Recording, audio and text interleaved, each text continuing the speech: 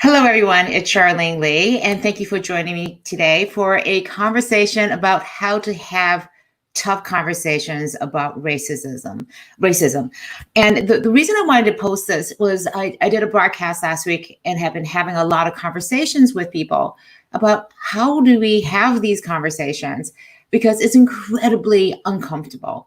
Racism is not something that we talk about day in, day out. It is, for many of us, not a lived experience.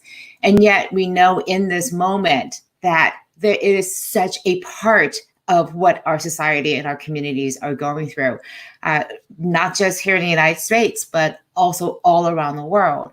So for us as leaders, as disruptive leaders who are intent on making big change happen, we have to be able to have these conversations. And yet I totally acknowledge how difficult this is.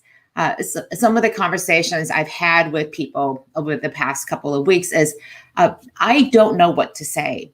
I don't know how to say the right things. In fact, I'm pretty sure I'm going to say the wrong things.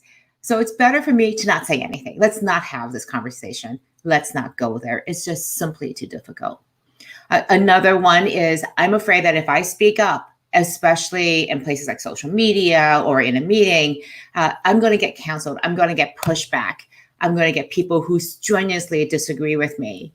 Or the fact that there are many different opinions in my workplace, in my family, in my community, that we can't have these conversations. It's just too rift with conflict, and it's just too dangerous. We'll fall apart as a group, and our relationships will suffer.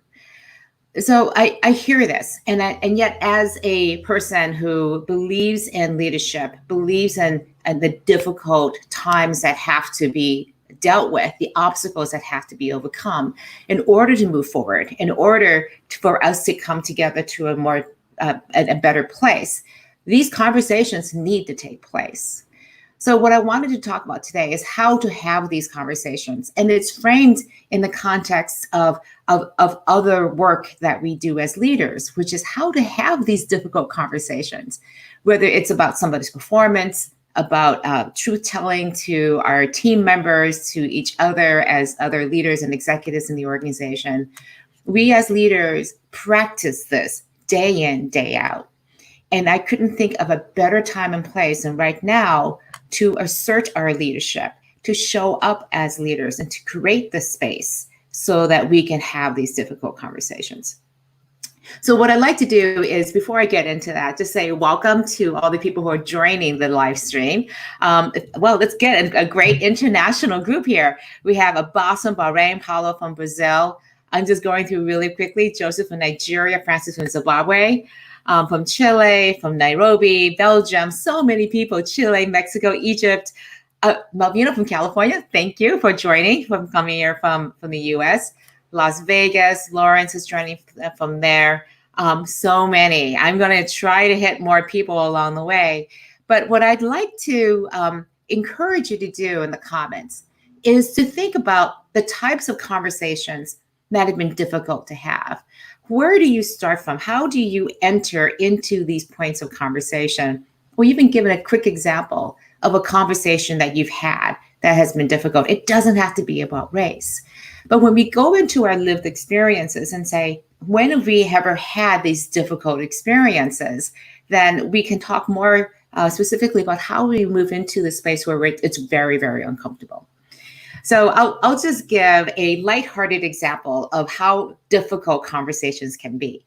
Very early in my career, I had a manager, a boss, a partner in my firm who had a personal problem in that he had really bad body odor. And it was really difficult because I was spending a lot of time with this person. In the beginning of the day, perfectly fine. By the end of the day, really not a good situation. And so I asked my colleagues, like, what do I do? And they were like, I'm not going to tell him. You have to tell him. Like, oh, he's my boss. How do you tell your boss they have a real body odor problem? So I had developed a really good relationship with him. And during one of our check-ins, he asked, is there anything else I need to know? And I just came out and said, you have really bad body odor. And I said, I know this is not intentional, clearly, but it's something you need to know about, and you need to take care of it.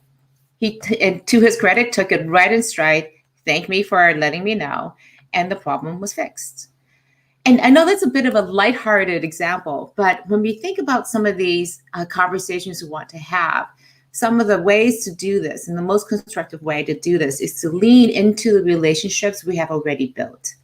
These relationships are there. We can trust them and develop them and enter into these hard conversations by reinforcing why we are in a relationship, whether it's because of the workplace and we're bound together by a common purpose and mission, whether it's family, where we're bound together by blood and by our love, or if it's in our community where we are coming together because we are in a neighborhood or a church or a group that we do things together and we want to continue. And we recognize that not having these difficult conversations leaves things unsaid. And when you leave things unsaid, when there are things between us, it stands in the way of that relationship, and we're not clear with each other. And if we truly want to be living and working and being in integrity with each other, then we will have and enter into these difficult conversations. So I think it's really important to be able to know that when you go into these conversations, to know that, yeah, we may say things that hurt each other. We may say things that offend each other, but that because of this relationship, we will work through it. So let's get into how we do this. I'm just looking at a couple of the comments. Again, welcome to so many people. I love what Chris is saying here, that all members in a dialogue must assume that there'll be some sort of offense happening, but it's not intentional, that we are entering into this conversation with the best of intentions. And that'll be okay, that if we have dialogue, that we can clarify this. So thank you for that.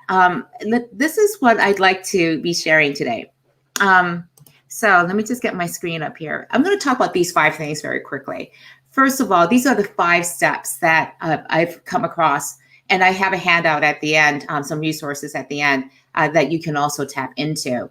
But this comes from a great way to the first thing is to be very, very clear about what you're trying to do. And it could be, again, a conversation. I've heard from many people, how do I have a conversation with my parent that they're doing and saying things that makes me feel really uncomfortable, and they're coming across as prejudiced and racist, and they may not even be aware of it. How do I have that conversation with them? It's incredibly uncomfortable. So it could be a one-on-one conversation. Be really clear. Why do you want to enter into that relationship, into that conversation? And then also in the workplace, is it to have a conversation across all hands of the company to say, we are really focused on this?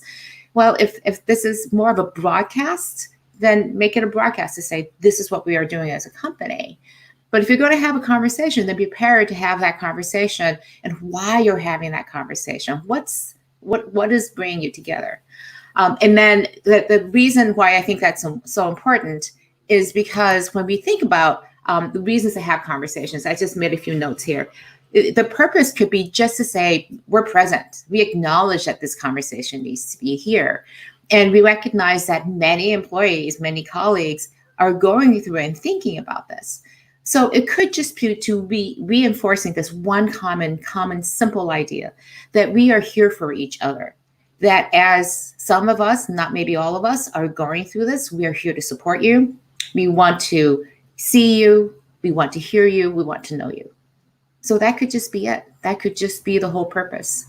And that you're not trying to solve things. You're not even trying to figure out what the solutions are going to be in your own organization to address what's going on with racism. That could be a separate conversation. But I would say in the very beginning, if you're just beginning to have these conversations, it is just to learn to understand and to create a place of respect and empathy for everybody to come together, for the people who want to have those conversations. But I think, again, to be able to say, what is that purpose? Another thing that I've seen some organizations as a second or a third or even further down in the conversation is to say, let's explore, what does it mean? What is the role that we as individuals or even as an organization has had in perpetuating some of the systems that reinforce racism? It's conversations around, what does it mean to have privilege? What does that mean to have that? Where is it built into our everyday routines to be much more aware of that? And so again, it's coming from a place of understanding, of learning, and of respect. So the second thing I would say that's important to take a look at is how do we actually have conversations now around how to actually create a safe space for this? So creating a safe space is important because this is the idea that you're going to create a space, a time, and a place so that you can have these conversations. And some ways to do this is to build that foundation to, again, reinforce that we're going to do a lot of listening, that we're going to be respectful of each other, and really try to understand where people are coming from. It's about embracing the fact that you don't know how to have these conversations, embracing the fact that this is going to be difficult and it's going to be uncomfortable. And then setting some rules in place, things like having these agreements. And if you're going to be able to do this with a particular organization or a group, it's super helpful to have these agreements written down and either posted in the Zoom room, for example, since we're in many cases socially distant from each other, or to have it written on the wall someplace. And it's things like we're going to practice active listening. We're going to assume good intentions. Don't interrupt. Ask questions in a proactive, constructive way. Things like, I've never heard that before. Could you explain that? When somebody has a point of opinion that you don't necessarily agree with. So it's having these ways of using safe language and ways of understanding in agreements in place ahead of time, knowing that these conversations can be difficult. I also think it's very important that people use the I statement, especially when it's talking about these difficult conversations. What am I feeling? My experiences versus you and projecting onto other people. The third thing is to have a way to be able to start the conversation. And because we know it's going to be difficult, it's great to have a conversation starter, a question or a thesis that you put out at the very beginning that encourages people to share, again, from a personal experience. So some of the examples, some questions that I came across were these. So share a time when you have, let me find those questions. I had them here someplace. Oh, share a time when you've seen somebody, share a time when you've experienced racism happening, when there was prejudice. Share a time when you were uncomfortable because of something that was happening in the room. Share a time where we can talk about ways where we've had difficult conversations even. Or share a time when you have felt really like a strong sense of belonging. So it can be really simple questions to begin with, ways to just start to break the ice so that people get to know each other a little bit. And these should be quick and easy. And so it's conversations like talk about a moment when you felt gratitude over the past week. So these conversation starters are a way for people to ease into it, to begin to feel like they can express themselves, and to be able to hear from other people their lived experiences too. And then when you can deepen the conversations, this is where you get into the meat of it. And I was messing up some of the questions between starter conversation questions and deeper conversation questions. Again, asking conversations. Have you ever witnessed someone being treated unfairly because of their race or their ethnic identity? And how did that make you feel when you saw that happening? So this is, again, your personal experiences. When have you witnessed this? How often do you think about race or ethnic identity? And this applies to everybody, whether you're a person of color or not. How does white privilege enter into our daily lives? There's a wonderful a resource that I put into the next slide about a nice, short, succinct article called White Privilege, Unpacking the Invisible Knapsack. And it's beautiful because it gives lots of examples of where white privilege enters into our daily lives and we're not even aware of it. And again, just being able to have these conversations is a way to deepen in our understanding of what's going on. And then the last area that I think is important to do this is to close the conversation. you don't want to just leave and walk away from this without some sense of closure. And one of the ways that I think is important to close this, it could be everything from just everybody going around and saying, what is the takeaway? What is the learning that you've had? Or it could be expressing a moment of gratitude or a moment of reflection or this of resonance. Like, I heard from you, Peggy, that you said this and that really resonated with me. It's not even saying why. It's just saying, acknowledging that you sharing this conversation with me was really meaningful, and to thank them for that. So the point here is there's an art to having these difficult conversations. And one of the ways that you can do this, I think, is to use the many, many resources. I've included a couple here. I love this conversation guide. These 5 steps are pulled from this one quick conversation guide from the National Day of Racial Healing. I love this article from Courts at Work about how to have more productive conversations about race in the workplace. But I think it's also these conversations we have with our loved ones, especially parents, or as some people said, older generations. But I've had conversations with people who are younger too, just about how certain ways that they talk about things. And that bother me. I'll give an example. I witnessed somebody saying, "Oh, you're such a retard about this. Stop being such a retard." And I stopped the conversation and said to them, I have a nephew who's autistic. And when I hear that, it really bothers me because I would not want somebody to be seeing him through that lens and to create somebody else and not understanding what his lived experience is like. And then I mentioned the White Privilege, Unpacking the Invisible Backpack by Peggy McIntosh, a very quick short read that gives lots and lots of examples of what white privilege looks like. And then if you want to dive deeper into this, a great book is Crucial Conversation, Tools for Talking When Stakes Are High by Carrie Patterson. So I want to take a minute and just acknowledge that, this is a really hard place to be, that these are really hard comments and questions that you may have. And so I do want to make sure that you can get these resources and have them available. You can find them at charlenelee.com/difficult conversations. These slides are there, the resources are there. And then you can also see the other events.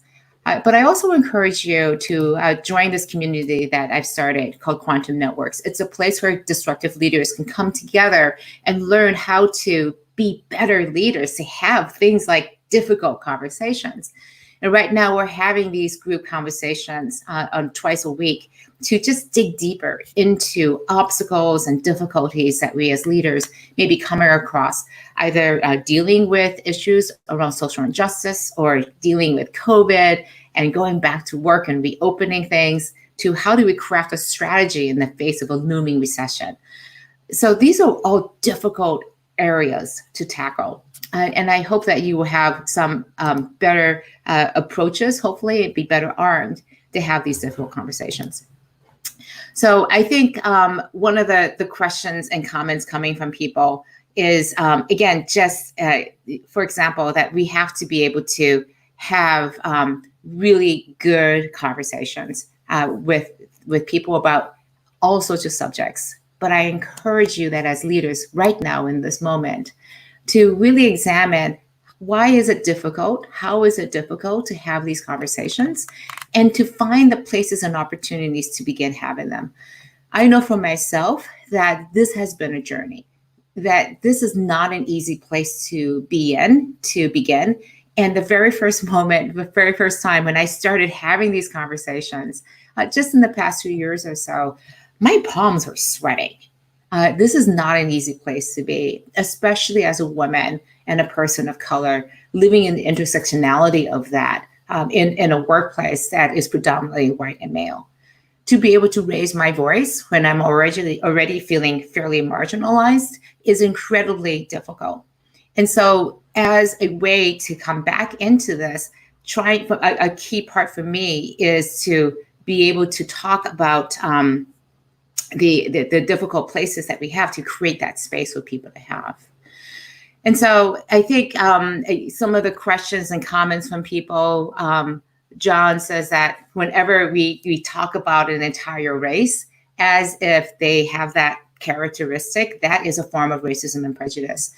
And we all have moments of this. And also it's when we don't acknowledge that race is an issue, it also becomes an issue. I had a very good friend once say to me, with the fullest intentions of praise and support, to say, Char, I don't see you as Chinese. I don't see you as Asian. And I was really taken aback, because in many ways it felt like she was saying to me, like, you meet all the criteria of fitting in, of being a person who fits in as white. But it was as if she was saying she doesn't see all these other aspects of me. And it really made me have a hard conversation with her. It's like, look, when you say that, I know where it's coming from, but this is how it makes me feel. And it also made me realize that I was doing a lot of code switching, of checking things at the door in order to fit in. So these, again, are hard conversations to have. And what I would encourage you to do is to make that space available for people, to not make it so that it's incumbent on the people of color, for the Blacks and African Americans, the people who are marginalized, to have to speak up, for you to create that space so that everyone together can take on the responsibilities to better understand what is going on in the people we care about, what is going on in their lives, and to really truly see them, hear them, and to know them. I wish you all the best on your journey to have these conversations. They are conversations worth having. Please stay in touch. I would love to hear from you from whichever way you want to get in touch with me. But I would love to hear from you. How is that journey going? How are these conversations coming for you? What's easy? What's hard? Because this is how I continue to do the work and the research that I do. Thank you again for watching this broadcast, and I will talk to you again soon. Take care. Bye-bye.